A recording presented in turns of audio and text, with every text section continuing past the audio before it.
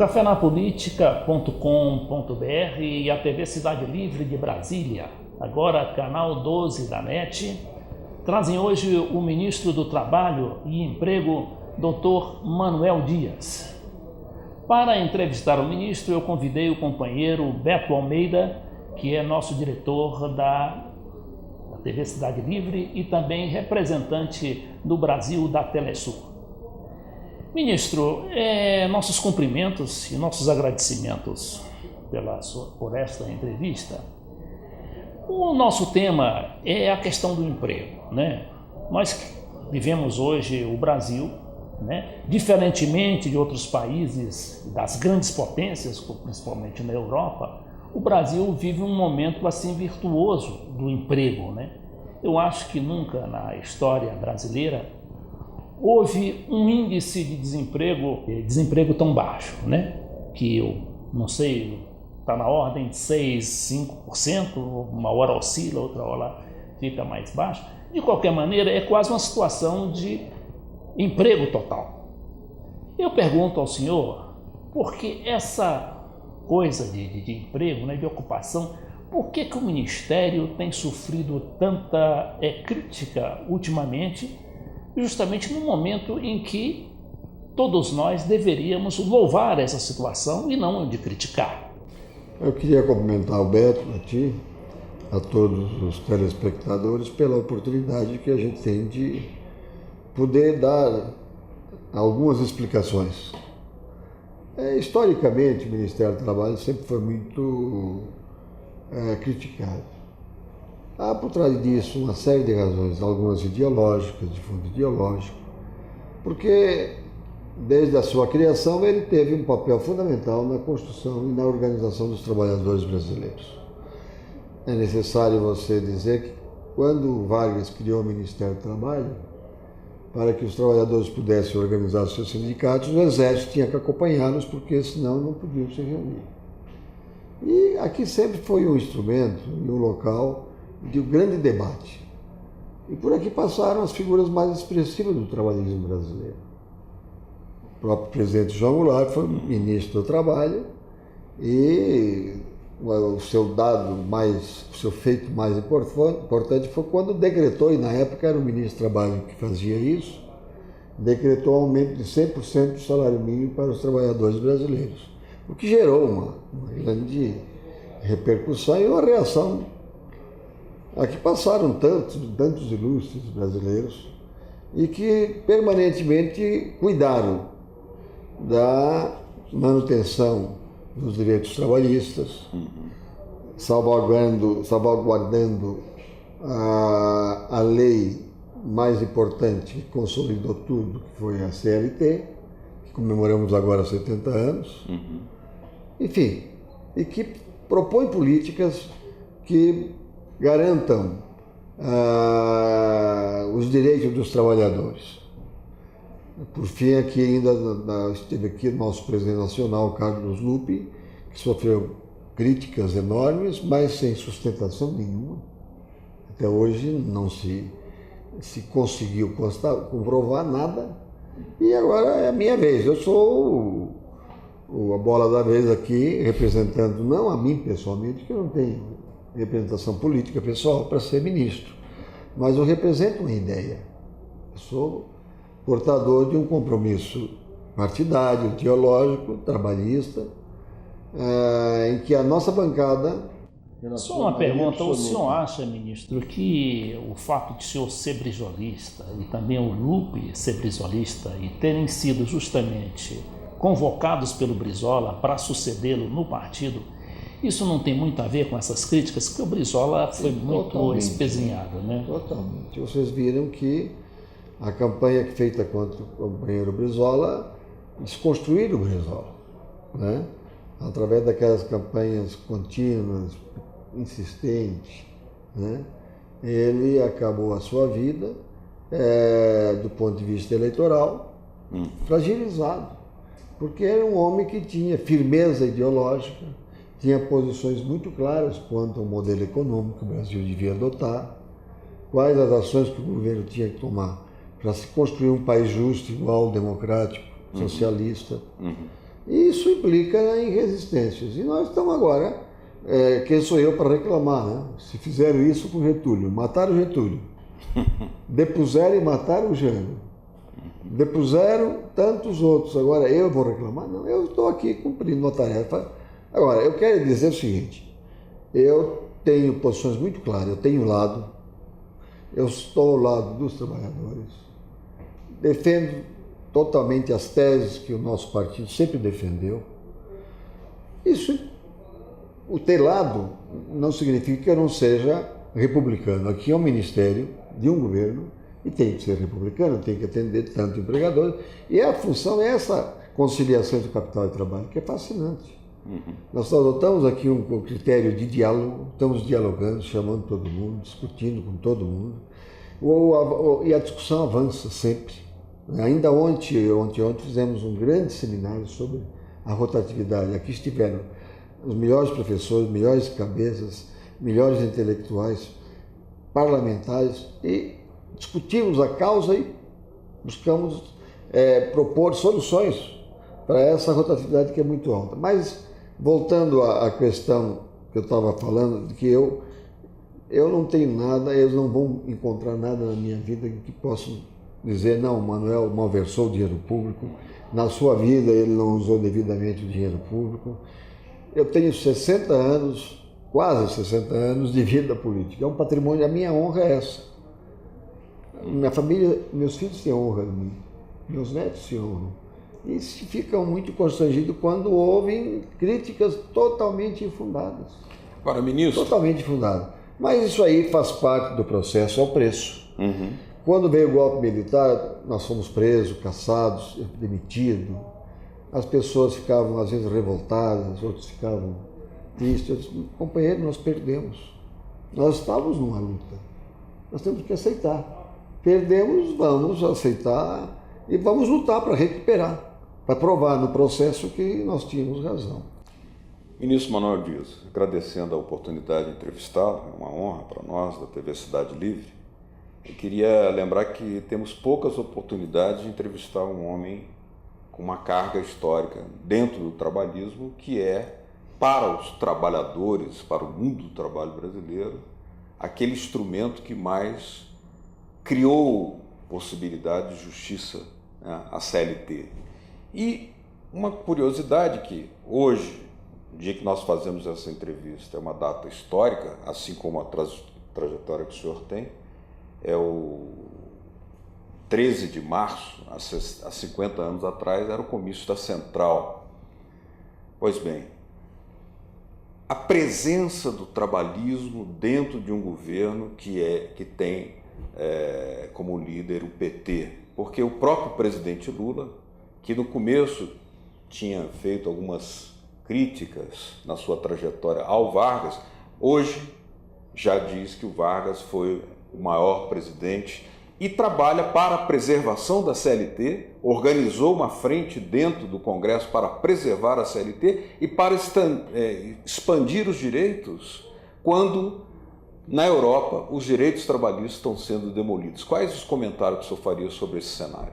Primeiro que dizer para ti que essa data para mim é altamente significativa. Eu fui cassado no dia 13 de março de 69 pelo AI-5 e suspensos por 10 anos os meus direitos políticos.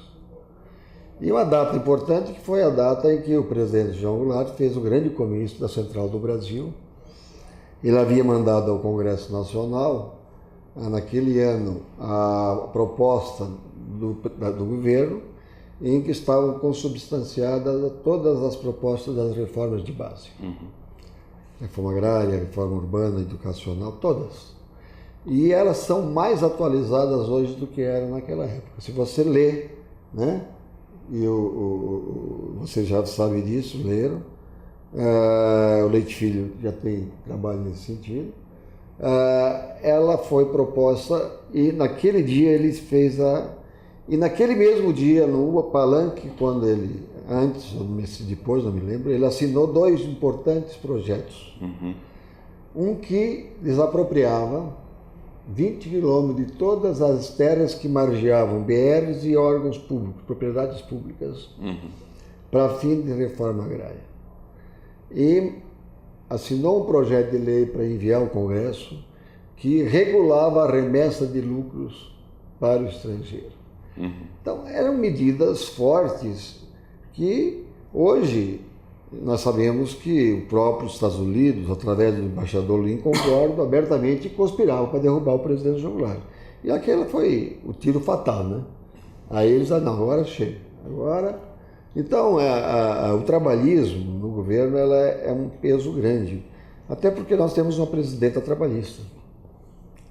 E uma presidenta que tem reiterado, e é uma razão que a gente está aqui, que ela jamais subscreverá qualquer lei, que ela sancionar qualquer lei que subtraia direito dos trabalhadores. Então, a nossa presença aqui incomoda muita gente. Ela incomoda, mas não precisasse, nós não somos ditadores, nós queremos o diálogo, nós queremos um trabalhismo moderno. A CLT, ela tem que ser permanentemente inovada. As tecnologias de ponta, a modernidade exige que a gente se adapte. E nós estamos todo dia nos adaptando. Eu estou agora começando a rediscussão, já ontem em Belo Horizonte começamos, a rediscussão, por exemplo, da norma na NR31, que regula o trabalho na agricultura. Chamamos todo mundo, venha cá, diga, vamos discutir aquilo que precisar mudar, vamos mudar. Vamos agora, a partir desse mês que vem, discutir a NR12, que regula a questão da indústria, que eles reclamam tanto, vamos discutir. Agora, o que é certo que nós não vamos fazer através da discussão, subtração de direitos. Esses nós não vamos fazer. Agora, vamos avançar. E melhorou muito o diálogo, tanto por parte dos empregadores como por parte dos trabalhadores. Foi feito aí uma das ações de sucesso no governo, que é o diálogo nacional.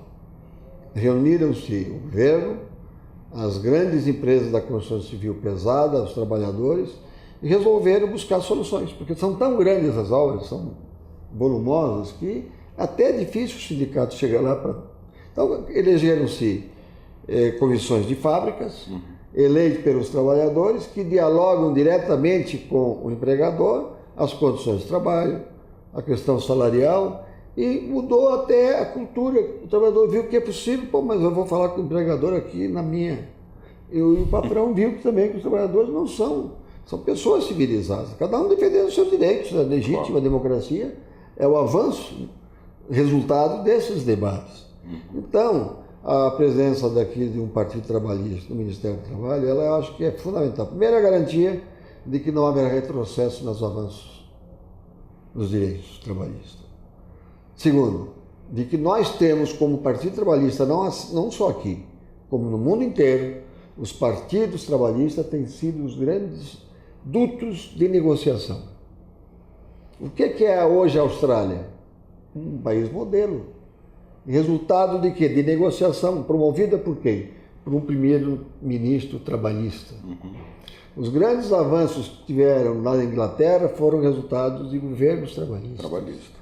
Porque o trabalhador tem autoridade, tem a credibilidade dos trabalhadores e tem como chegar ao empregador e vamos sentar, vamos negociar. O que tem por trás de tudo é o interesse nacional. É construir um país rico, um país justo, mas que não seja para alguns. Nós temos que inserir todos, e tem milhões de brasileiros ainda na exclusão. Embora 20 milhões, 40 milhões tenham sido incluídos na classe média, mas tem ainda mais alguns milhões que precisam ser resgatados. E as políticas públicas desenvolvidas pelo nosso governo, e aí entra a questão do emprego. Lembram vocês, quando começou a crise, o Lula disse que aqui ia ser uma marola e estimulou o consumo interno. Serviu de chacota. Né? Hoje, o Brasil tem um sucesso. O sucesso da sua economia, do seu modelo, é exatamente na prioridade da geração de emprego. Mas, ministro, nós temos uma questão de tempo. Vamos fazer um pequeno intervalo e voltaremos novamente para que o senhor aprofunde essa questão do emprego no Brasil, que, a meu ver, né, que é a grande questão do momento e que deve ser louvada sob todos os aspectos. Daqui a pouco.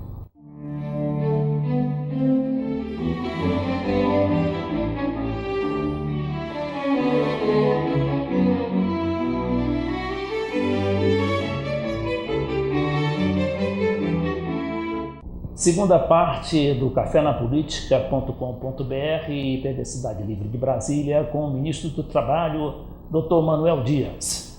Nós estávamos até há pouco com a presença do companheiro Beto Almeida, que teve de se ausentar para atender a um compromisso externo.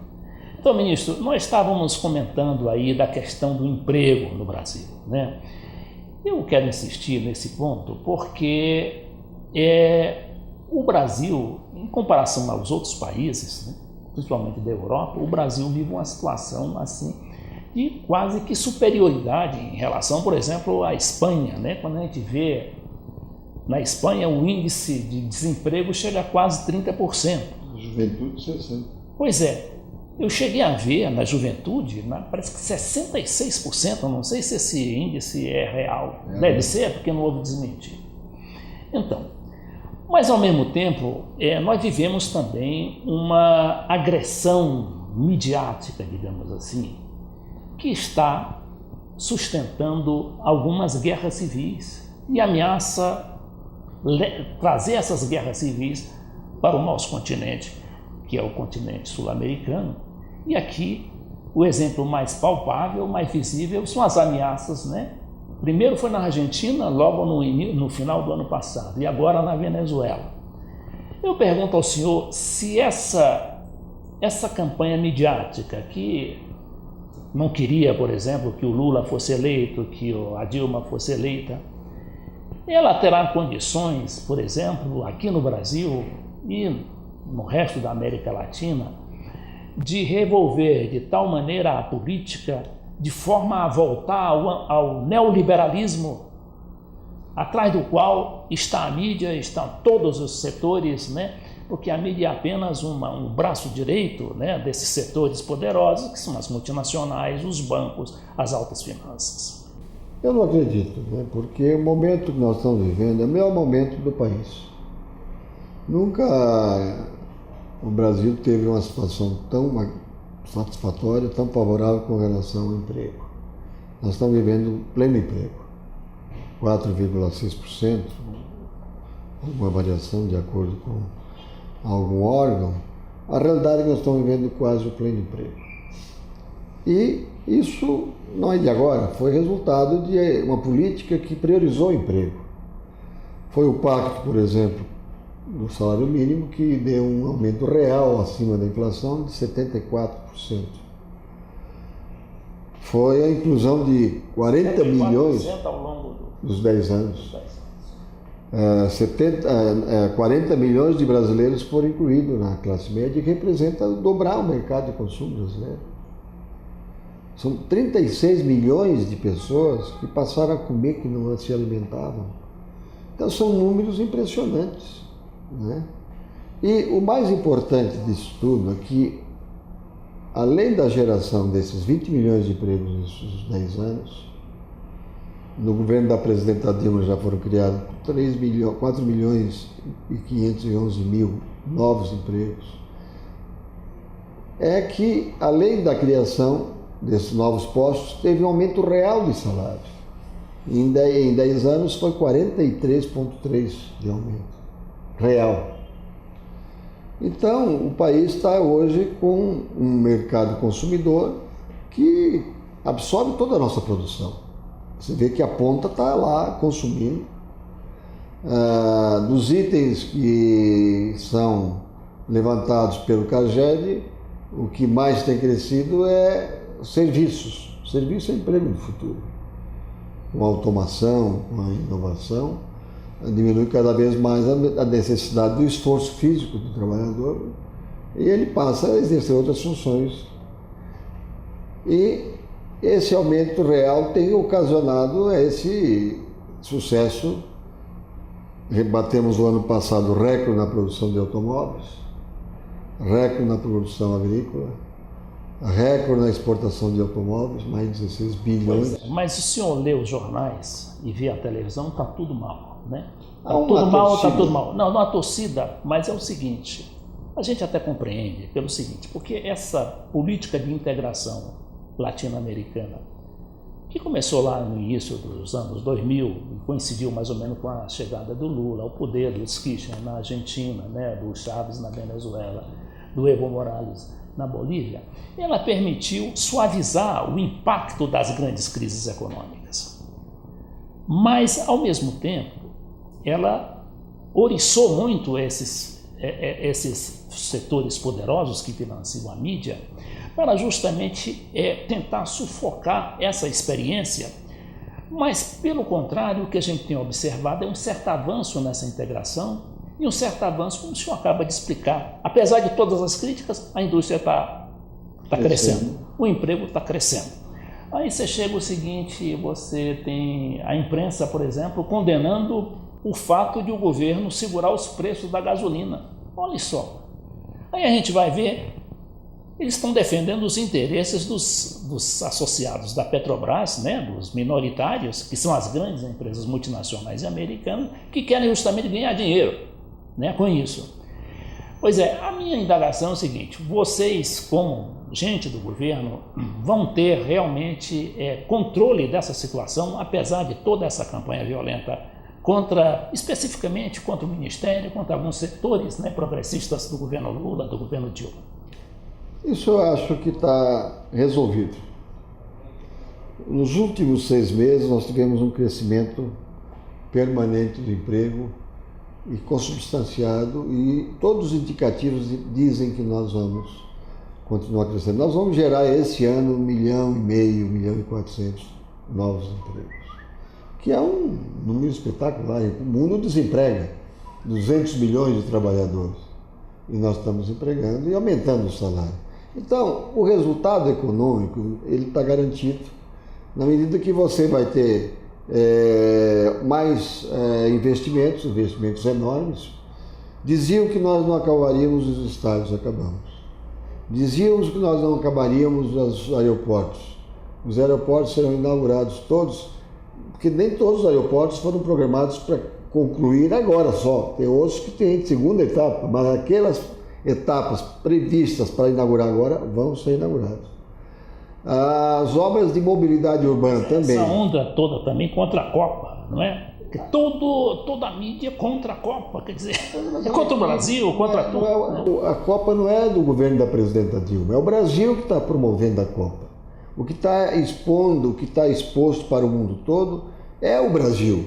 E cabe ao Brasil mostrar a competência. E vamos mostrar a competência. Nós vamos dar um show em estádios, nós vamos dar um show, vamos ganhar essa Copa. Porque nós estamos hoje com jogadores preparados para isso. O Maradona, que é argentino, já falou que o Brasil vai ganhar. É lógico, há uma percepção disso hoje, né, que o Brasil vai ganhar. Então, o que vai valer nessa eleição, eu creio, é o resultado econômico. O povo está recebendo benefícios. Bolsa Família, é o cartão para mobiliar o seu edifício, a sua casa. O Ministério do Trabalho, que é um ministério que não tem como tarefa construções, né, de obras, ele vai botar no mercado mais de 150 bilhões de reais, irrigando a economia. 55 bilhões nós vamos colocar no mercado para financiamento de casas populares da população de baixa renda. 50 bilhões de pagamento de seguro-desemprego e abono salarial, mais 30 bilhões do fundo de investimento, mais 9,5 bilhões de prêmio que o Ministério, através do fundo, vai oferecer aos adquirentes da casa própria. Então, outros ministérios, a questão dos portos, a concessão das rodovias, vamos fazer agora de ferrovias. Então, as grandes obras de usinas, né? Usinas hidrelétricas estão sendo construídas, os terminais da Petrobras que estão sendo construídos. Há uma gama de investimento enorme que vai garantir a sustentabilidade, por exemplo, do emprego. Então, nós vamos terminar o ano com um emprego mais vigoroso, os salários melhores, e essa população beneficiária do resultado dessas ações certamente vai fazer uma avaliação e vai medir. Nós tivemos 500 anos de governos que pensaram egoisticamente em si. Em 10 anos tivemos governos comprometidos com o pobre, com o excluído, com o trabalhador. Mas não resolveu os problemas. Óbvio que não dá em 10 anos resolver todos os problemas. E até pela inserção de mais 40 milhões de pessoas, de outros milhões de pessoas no mercado, também aumentou a demanda, né, na questão da educação, na questão do transporte, na mobilidade urbana, da saúde. Mas também é verdade que investimentos fabulosos estão sendo feitos em todas essas áreas. Ministro, infelizmente nós estamos chegando ao final do programa, mas eu deixaria a palavra com o senhor, né, para se despedir dos nossos telespectadores e internautas também, porque nós estamos com presença no YouTube, né, e também cumprimentar o Ministério pelo trabalho que vem desenvolvendo, mas ao mesmo tempo sugerindo essa nossa audiência, né, esses nossos telespectadores e internautas, a que acompanhem com mais cuidado, né, o noticiário que recebem, né? Porque você não pode confiar numa fonte só de informação. A internet está aí com a opção de blogs, com a opção de redes sociais, com os seus portais, né, as redes sociais. Quer dizer, você não pode confiar só numa fonte de informação. Eu dou a palavra então ao senhor para que se despeça dos nossos internautas e telespectadores. Eu queria dizer a todos vocês que nos assistem que nós vamos fazer uma grande transformação do nosso ministério. A ordem da presidenta Dilma é modernizar o ministério, agilizar o ministério. Já informatizamos a área de imigração, que economizamos só no ano passado 10 milhões de folhas de papel ofício. 100 mil reais de despesa e agilização na prestação de serviço, que demorava 40 dias, hoje 10 dias você faz pela internet sem precisar protocolar. Nesse primeiro trimestre já vamos fazer a fiscalização eletrônica. Até junho, julho queremos fazer a modernização de todas as etapas do Ministério, acelerar, por exemplo, a carteira, fazer ela digital, fazer o agendamento para que os trabalhadores não precisem mais ficar na fila de atendimento no Ministério. Nós vamos ter até o fim do ano um Ministério ágil, moderno e que vai, então, com isso, sobrar tempo para que nós possamos fazer os grandes debates que é função do Ministério do Trabalho fazer, no sentido de desenvolver, de fazer um debate sobre as políticas públicas de trabalho e emprego decente. Reunir as partes, reunir os setores interessados, fazer grandes debates para que se formule e se criem políticas públicas que acompanhem a modernidade, que o Brasil possa ser competitivo, que a mão de obra seja melhorada, que a qualificação seja um grande desafio que permita que o nosso trabalhador seja o grande protagonista no grande embate mundial que o Brasil vai ter que fazer para ser potência. E isso você faz através da produtividade e do conhecimento. Isso nós vamos procurar fazer, é nosso compromisso e, como disse o Leite Filho, acompanhe. Não fique apenas ouvindo denúncias infundadas, porque nenhuma delas vão nos alcançar, porque nós temos uma história, temos uma biografia e temos compromissos históricos para honrá-los, não só com relação à confiança da nossa presidenta Dilma Rousseff, mas na história do trabalhismo brasileiro, que sempre foi fiel à soberania nacional, aos trabalhadores e ao povo brasileiro. Nós chegamos assim ao final da entrevista do cafenapolitica.com.br com o ministro do Trabalho, Dr. Manuel Dias.